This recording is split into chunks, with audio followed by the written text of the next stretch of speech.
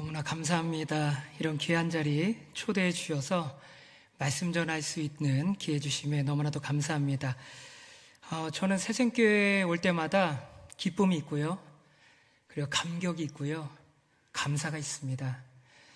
제가 새생교회로 오면 가장 먼저 생각이 나는 게 10여 년 전에 이곳에서 성전 건축할 때가 가장 기억이 납니다. 주일날 예배드리기 위해서 토요일마다 이곳에 수북히 쌓여있는 먼지들을 담임 목사님, 장로님, 그리고 성도님들과 함께 여기 직접 다 청소를 하는 거예요. 그 당시에 마스크도 없었습니다. 그냥 그 먼지 다 먹어가면서 여기 다 청소하고요. 그렇게 예배를 준비했죠.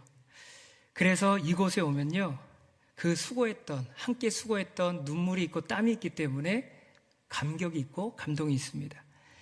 또 하나 기억나는 것은 무엇이냐면, 제가 중고등부 학생들을 데리고 중국 비전 트립을 갔습니다. 건축을 했으면 재정이 어렵지요. 그런데 제가 그때 철없이 열정만 가득해서 그렇게 사역한 거예요. 목사님, 학생들 데리고 비전 보고 싶습니다. 중국 다녀오고 싶습니다. 얘기한 거예요. 철이 없죠. 그런데 그때 담임 목사님께서 그런 철없는 이 젊은 목회자를 너그럽게 품어주셨어요. 제가 조금 지금 철이 들었거든요. 철이 들면 들수록요, 저는 그 순간이 생각이 나요. 그래서 더 목사님께 감사하는 마음이 커져만 갑니다. 그래서 이 자리 빌어서 다시 목사님께 감사 인사드립니다. 그리고 항상 교회를 지키고 세우느라 수고하신 우리 성도님들께 감사 인사를 드립니다. 보통 박수 쳐주시는데요. 예, 감사합니다.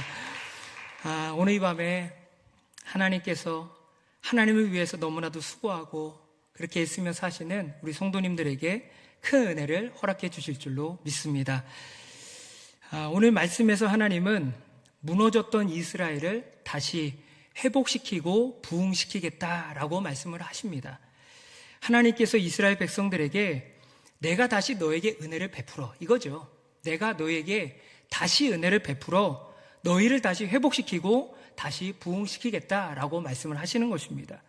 그 내용이 바로 오늘 우리가 읽은 새 성전에 대한 환상의 내용이다라는 거예요. 새 성전에서 흘러나오는 그 물줄기를 통해서 그 물이 닿는 곳마다 새로운 역사, 부흥의 역사가 일어나게 된다는 것을 직접적으로 보여주신 것입니다. 우리가 이 말씀을 통해서 여기서 알 수 있는 것은 무엇인가요? 하나님은 다시 살리시는 분이다라는 거예요. 하나님은 다시 살리시는 분이다. 하나님은 우리의 무너진 삶을요, 다시 살리십니다. 하나님은 이 시대에 무너진 가정들도요, 다시 살리십니다. 하나님은 이 시대에 무너진 교회들도요, 반드시 다시 살리십니다. 그리고 하나님은 이 시대에 무너진 나라도 반드시 다시 살리신다는 거예요. 왜냐하면 하나님은 다시 살리시는 하나님이시기 때문이다라는 것이죠. 그렇기 때문에 우리가 해야 될 일은 무엇이냐면 오직 하나님을 굳게 붙드는 겁니다. 하나님을 굳게 붙들면 하나님은 그 하나님을 굳게 붙든 자의 삶에 역사하셔서 새 일을 행해 나가신다라는 거예요. 그래서 우리가 해야 될 일 가장 먼저는 하나님을 붙드는 일이다라는 것이지요. 그렇다면 하나님께서는 어떻게 회복의 역사, 부흥의 역사를 이뤄가실까요? 두 가지만 살펴보도록 하겠습니다. 가장 먼저 하나님은 성령 충만을 통해서 우리 삶의 역사에 나가시는 거예요. 어떻게 해요? 성령 충만을 통해서. 굉장히 중요한 포인트입니다. 하나님은 하나님의 역사를 이루실 때 그냥 이루시는 게 아니에요. 성령 충만의 역사를 먼저 부으시고 성령 충만한 자를 통해서 그의 삶 가운데 역사에 나가는 게 바로 하나님의 방법이다라는 것입니다. 오늘 말씀에서 하나님께서 에스겔을 은혜의 물가로 데리고 나가십니다. 은혜의 물가로 데리고 나가시는데 처음에 그 물의 깊이가요, 발목 정도예요. 발목 정도. 그 말씀을 한번 살펴보도록 하겠습니다. 3절 말씀입니다. 이 시간 함께 읽어보도록 하겠습니다. 읽겠습니다. 그 사람이 손에 줄을 잡고 동쪽으로 나가며 천척을 측량한 후에 내게 그 물을 건너게 하시니 물이 발목에 오르더니. 뭐라고 기록되어 있나요? 처음에 도착했을 때 물이 발목에 이르렀대요. 발목. 여기서 천척이라고 하는 거리는요, 지금으로 따지면 약 400m입니다. 물가에 가서 400m를 쭉 걸어 들어가게 했더니 처음에는 그 발목, 물이 발목 정도까지밖에 오지 않더라라는 거예요. 하나님이 여기서 이 정도면 됐다라고 하시는가? 아니라는 거예요. 하나님은 발목까지 물이 찼지만 여기서 멈추지 말라라고 말씀하십니다. 이제 다시 에스겔을요 400m를 2번 걸어가게 하세요. 그럼 800m죠. 400 두 번을 걸어가게 합니다. 그러자 물이, 발목에 있던 물이 이제는 무릎과 허리에 차기 시작했다라는 거예요. 그 말씀이 4절 말씀에 기록이 되어 있습니다. 우리 4절 말씀도 함께 읽어보도록 하겠습니다. 읽겠습니다. 다시 천척을 측량하고 내게 물을 건너게 하시니 물이 무릎에 오르고 다시 천척을 측량하고 내게 물을 건너게 하시니 물이 허리에 오르고. 아멘. 이제 물이 무릎에 차고 허리에 찼다라는 거예요. 발목보다는 많이 찬 것이지요. 그런데 여기서 중요한 것이 있습니다. 무릎에 차고 허리에 찼지만 하나님은 여기서 끝내지 않으신다는 거예요. 하나님은 더 깊은 곳으로 에스겔을 인도해 나가십니다. 여기까지가 하나님의 뜻이 아니라는 거예요. 하나님은 더 깊은 곳, 더 충만한 곳까지로 인도해 가시는 것이죠. 그래서 다시 에스겔을 400m를 걸어가게 하셔서 물이 온몸에 가득 차도록 그 장소까지 인도해 나가십니다. 그 말씀이 5절의 말씀입니다. 함께 읽겠습니다. 다시 천척을 측량하니 물이 내가 건너지 못할 강이 된지라. 그 물이 가득하여 헤엄칠 만한 물이요 사람이 능히 건너지 못할 강이더라. 아멘. 어떻게 됐다고요? 물이 가득하여. 하나님은 에스겔의 온 몸을 덮어버리는 곳까지, 완전히 덮어버리는 곳까지 인도해 가신 겁니다. 우리 성도님들 다 아시다시피 물은 성령을 상징하지요. 이처럼 하나님은 어떻게 해요? 성령께서 우리 안에 가득 채워지기를 바라시는 거예요. 이렇게 가득 채우신 후에 성령 충만한 자를 통해서 다시 회복의 역사, 다시 부흥의 역사를 이뤄 가셨다라는 것이지요. 이것이 우리가 기억해야 될 굉장히 중요한 부분인 것입니다. 우리는 신앙생활하면서 때로는 이런 생각해요. 어느 정도만 적당히 은혜 받고 살면 되지. 그렇지요. 내가 조금 은혜 받았으니까, 은혜가 내 안에 이 정도 있으니까 괜찮지라고 생각하고 산다는 거예요. 그런데 하나님의 생각은 다르다라는 거예요. 하나님의 생각은 무엇인가요? 우리가 성령으로 발목 정도만 채워지기를 바라시는 게 아니다는 거죠. 하나님은 우리가 성령으로 허리 정도만 채워지기를 바라시는 게 아니라는 거예요. 하나님의 뜻은 우리가 성령으로 온전히 충만해지기를 바라신다라는 것입니다. 그리고 그렇게 충만해졌을 때 하나님은 그를 붙들어서 하나님의 역사 가운데 세우시고 다시 회복의 역사, 다시 부흥의 역사로 인도해 가시는 분이 바로 우리 하나님이다라는 것입니다. 그래서 우리는 이걸 깨달아야 돼요. 우리가 성령 충만할 때 하나님의 역사가 우리 삶 가운데 반드시 나타날 것이다. 아멘이죠. 그런 역사가 오늘 이 밤에 우리 성도님들 가운데 충만히 나타나게 되기를 축복을 드립니다. 우리 성도님들도 과거를 돌아보면 뜨겁게 신앙생활했던 때가 한 번씩은 분명히 있으실 겁니다. 그때를 잠시 떠올려 보면 성도님들 삶 가운데 하나님의 역사가 많이 일어났을 때 언제였는가 살펴보면 바로 이거예요. 성령으로 충만했던 시간이었기 때문이죠. 그때 왜 하나님의 역사가 잘 일어났는가 생각해 보십시오. 예배에 매진하셨을 것입니다. 기도에 매진하셨을 것입니다. 말씀에 붙들려 있으셨을 것입니다. 그렇게 말씀, 기도, 예배에 붙들려 있으니 성령 충만하여 하나님이 성도님들 삶 가운데 크게 역사하셨던 것이지요. 삶이 변화되고 가정이 변화되고 문제가 해결되고 막힌 문들이 열려지면서 하나님의 역사를 보았던 것이 바로 그 순간이었다라는 것이에요. 그때 하나님의 역사가 많이 일어났던 이유 한 가지입니다. 무엇인가요? 성령 충만했기 때문이에요. 그래서 우리가 붙들어야 되는 것, 성령으로 충만해지기를 힘쓰고 애써야 되는 것입니다. 제가 군대를 다녀오고 나서 하나님께서 저에게 큰 은혜를 부어주셨습니다. 예수 그리스도의 십자가를 제 가슴 가운데 새겨주신 거예요. 큰 은혜를 받았지요. 그래서 그때부터 저는요 매일같이 새벽기도, 그리고 저녁 기도를 매일같이 힘써왔습니다. 그리고 오직 말씀과 기도로 체험을 받는 그런 시간의 과정을 가졌어요. 그 당시에 저는 신학생이 아니었고요. 일반 대학교 학생입니다. 서울시립대학교 화학공학과 3학년 복학생, 구체적으로 좀 설명드려봤습니다. 큰 의미는 없습니다. 3학년 그냥 복학생입니다. 군대 갔다 온 복학생, 일반 대학교 학생이었다는 거예요. 어느 날 수업을 마쳤을 때 학과 학생회장이 딱 들어왔어요. 딱 들어와서 하는 말이 뭐냐면, 우리 학과 전체가 이제 MT를 갈 건데, 그러니까 전체 1학년부터 4학년까지 전체가 가는 총 MT라고 불러요. 전체 총 MT를 가는데 시간을 정하자는 겁니다. 언제 갈지. 던지는 내용은 이거예요. 금요일, 토요일로 갈 거냐, 1박 2일인데 금, 토로 갈 거냐, 토요일, 주일로 갈 거냐, 투표해서 결정하자, 이겁니다. 그래서 100여 명이 넘는 인원들이 이렇게 모여서 그 앞에서 이제 투표를 하는 겁니다. 거수로 투표를 하는 거예요. 그 당시에 저는 뭐에 빠져 있었다고요? 새벽 기도, 수요 예배, 금요 예배. 그러니 저는 어차피 총 MT에 갈 생각은 없었지요. 그래서 그럼에도 불구하고 제가 투표를 참여했던 이유는 뭐냐면, 그래, 내가 금토에 손 한번 들면 한 표라도 더 해줘서 이 자리에 있는 학생 중에 교회 다니는 애들이 주일 안 빼먹고 갈 수 있겠지라는 생각으로 투표에 참여를 한 거예요. 그때 마음속으로는 어떤 생각했을까요? 당연히 믿는 애들이 있으니까, 티 안 내도 믿는 애들 많으니까 금, 토가 이기겠지.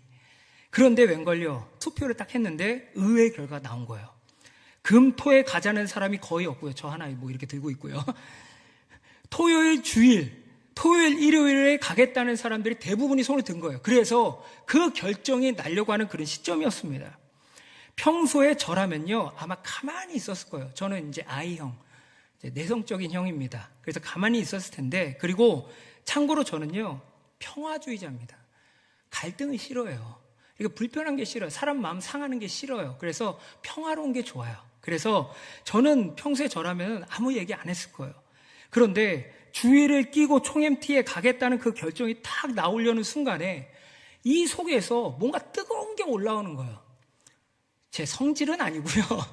제 성질은 아니고 성령께서 이 속에서 뜨거운 무언가가 올라오면서 제 입에서 이 말이 순간적으로 튀어나와 버린 거예요. 이렇게 말한 겁니다, 제가.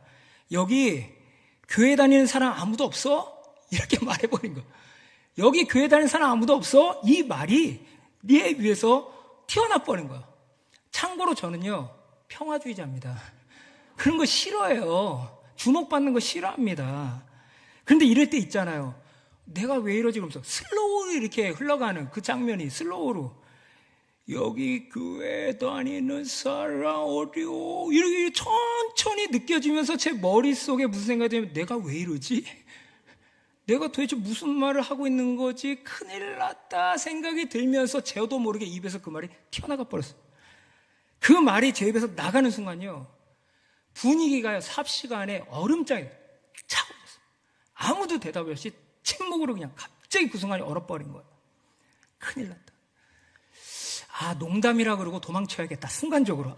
농담이요, 신경 쓰지 마세요, 그러고 도망쳐야겠다 순간적으로 생각하고 말을 이제 하려고 하는데, 주변에서 갑자기 이런 말이 나옵니다. 그래, 맞아. 우리가 다른 것은 못해도 주일 성수는 해야지. 우리가 교회에 봉사는 못해도 주일은 지켜야지 하면서 갑자기 웅성웅성 거리기 시작하는 거예요. 아니야, 그러지 마. 지금 내가 원하는 거 그런 거 아니야. 그러지 마. 조용히 좀 해줬으면 좋겠어. 여기서 제발 끝내자라고 하는데 그 말들이 계속 퍼져가는 겁니다. 그러더니 어떻게 됐는가? 투표 다시 하자로 엎어져 버린 거예요. 투표를 다시 합니다. 그리고 결과가 뒤집혀 버린 거예요. 토요일, 금, 토로 가기로 결정이 된 겁니다. 어쨌든 저는 안 갑니다. 저는 금요일에 가야 되기 때문에 저는 안 가요. 근데 어쨌든 금, 토가 된 거예요. 그 사건 이후로 제 주변에는 믿는 학생들이 이제 모여들기 시작합니다. 선배님, 저희 학교에서도 큐티 모임 좀 했으면 좋겠습니다. 선배님, 성경 공부도 좀 시켜주세요. 근데 저는요, 좀 내성적이어서 그때 조용히 살고 싶어요. 그래서 다 거절했어요. 아니야, 학교에서 왜 그런 거래.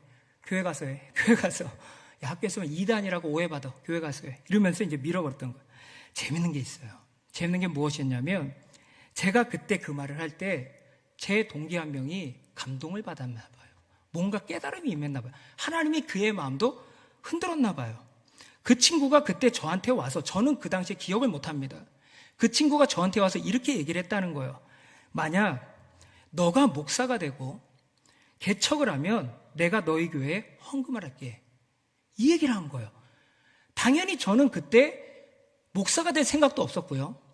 개척은 더더욱더 생각이 없었습니다. 그래서 그 친구의 말을 하나도 담아두지 않았던 거죠. 당연히 잊었던 겁니다. 그런데 그 이후에 훗날 제가 목사가 됩니다. 그리고 개척교회를 7년을 하게 돼요. 개척을 하게 되었을 때 이 친구가 소식을 듣고요, 저에게 연락을 해요. 그리고 친구가 저한테 전화를 해서 이렇게 이야기합니다. 내가 너에게 했던 약속을 지킬게. 내가 너에게 했던 그때 했던 약속을 지킬게. 그리고 7년 동안 매월 20만 원씩 한 번도 빠지지 않고 저를 후원했어요. 개척교회 생활하는 동안 얼마나 그것이 큰 위로가 되고 힘이 됐는지 모릅니다. 금액으로는 작은 돈일 수 있어요. 그런데 그 보내주는 그 마음과 하나님의 역사를 기억할 때마다 얼마나 큰 힘이 되었는지 모른다라는 거예요. 제가 한 것은 성령으로 체험을 그냥 받았던 거예요. 그런데 그 순간에도 그러자 그 순간에 내가 할 수 없는 것을 하나님께서 어떻게 하신 거예요? 붙들어서 사용해 나가신 거예요. 저는 미래를 모릅니다. 어떤 일이 일어날지 모르는 거예요. 그런데 성령으로 채웠더니 그 인생을 붙들어 무슨 말을 하겠다고요? 여기 교회 다니는 사람 없어 한마디. 제 속을 뒤집어 놔서 무언가 쏟아져 나오게 해서 여기 교회 다니는 사람 없어 그 한마디를 통해서 한 사람을 감동시키고 그 과를 변화시키고 그 사람을 감동시켜서 제 미래의 일들을 이뤄 나가셨다라는 거예요. 이처럼요, 성령 충만하면요, 나는 알 수 없는 일을요, 하나님께서 우리를 통해 행해 나가시는 거예요. 아멘이지요. 성령 충만하면 내가 할 수 없던 일을 하나님께서 하나님의 능력으로 이뤄 가시는 겁니다. 성령 충만하면 나의 삶의 모든 일을요, 하나님이 주관하셔서 이뤄 가시는 거예요. 아멘이죠. 그렇기 때문에 우리가 해야 될 일 무엇인가? 오직 성령으로 충만해지는 것이에요. 우리가 우리 안에 성령으로 채우면 나머지는 하나님께서 하시기 때문입니다. 그 역사가 이 자리에 있는 모든 분들에게 임하게 되기를 축복을 드립니다. 그래서 혹시나 이 자리에 계신 분들 중에 아직도 은혜를 내가 적당히 받고 살면 되지 이런 생각하고 있다면요, 오늘 이 밤에 뿌리째 뽑아버렸으면 좋겠어요. 뿌리째 뽑아버리고 어떻다고요? 하나님, 내 영을 하나님의 영으로 충만케 하여 주옵소서. 충만케 하여 주셔서 오늘 이 순간에도 역사하시는 그 하나님이 내 인생을 붙들어 하나님의 역사 가운데 세워 주옵소서.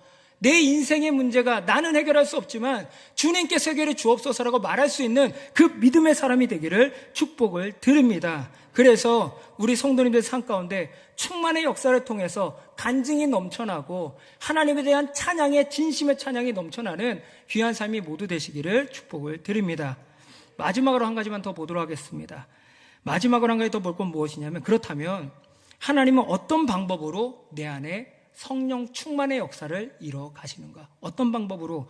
무엇인가? 하나님은 십자가를 통해서 우리를 성령 충만하게 하신다는 거예요. 우리가 어디를 가서 다른 곳에 가서 성령 충만함을 받는 게 아니라 십자가 앞에 나아가서 성령 충만의 역사를 받을 수가 있다라는 것이죠. 오늘 말씀에 나오는 성전에 흐르는 물이 어디서부터 시작되어 나오는가 보면요, 그 발원지가요, 오늘 말씀에만 보면요, 성전이에요.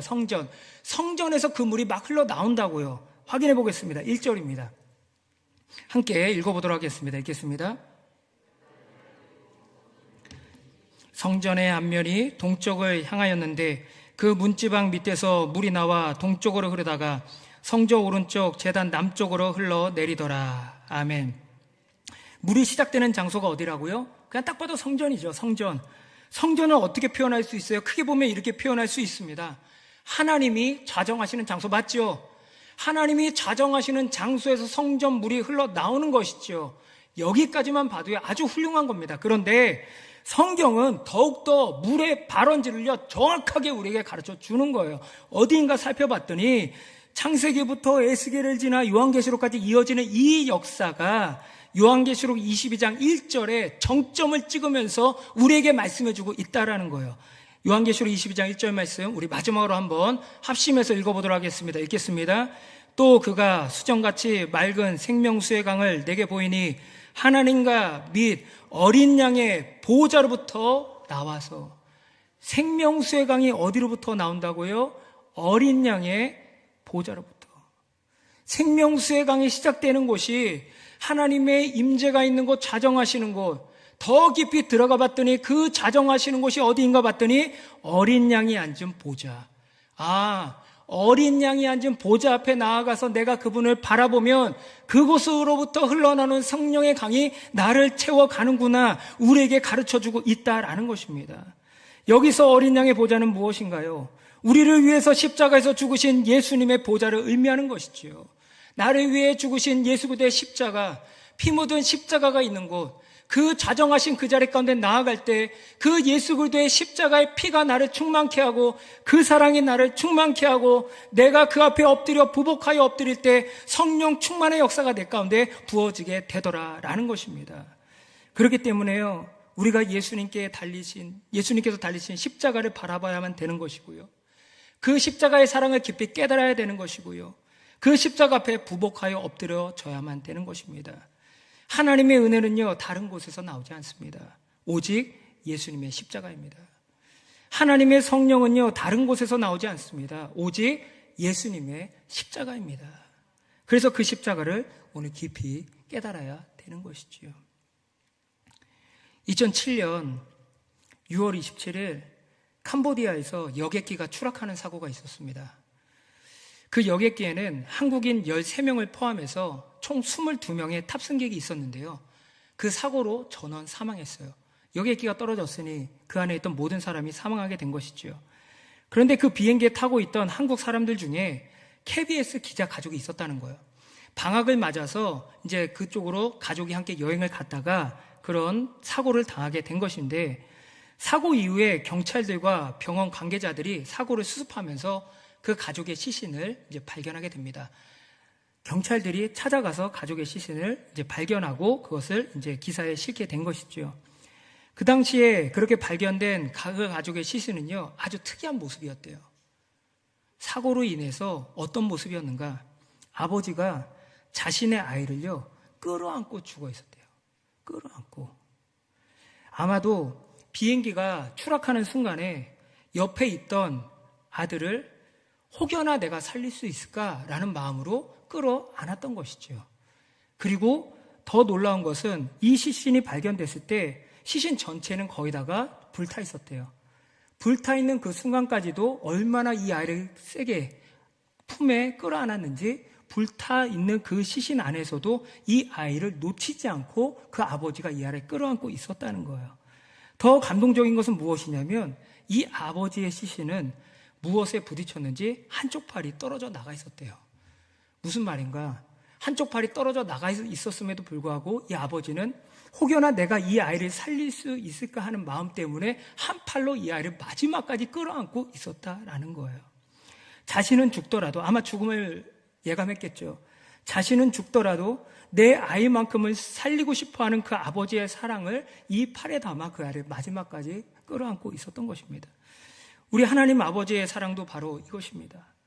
하나님은 죄로 인해서 죽을 수밖에 없었던 당신의 자녀들을 살리기를 원하셨어요. 그렇게 죽어가는 걸 볼 수가 없었던 것이지요. 그래서 당신의 몸으로 우리를 끌어안으셨고, 우리를 끌어안으신 그 몸으로 십자가를 동시에 끌어안으신 겁니다. 예수님도 그 고통 가운데 이 십자가를 놓고 싶었을 것입니다. 그럼에도 불구하고 십자가를 끝까지 놓지 않을 수 있었던 이유는 무엇인가요? 우리를 살리려는 마지막 그 소망과 사랑이 있었기 때문인 것이지요. 이것이 바로 우리를 향한 하나님의 십자가의 사랑인 것입니다.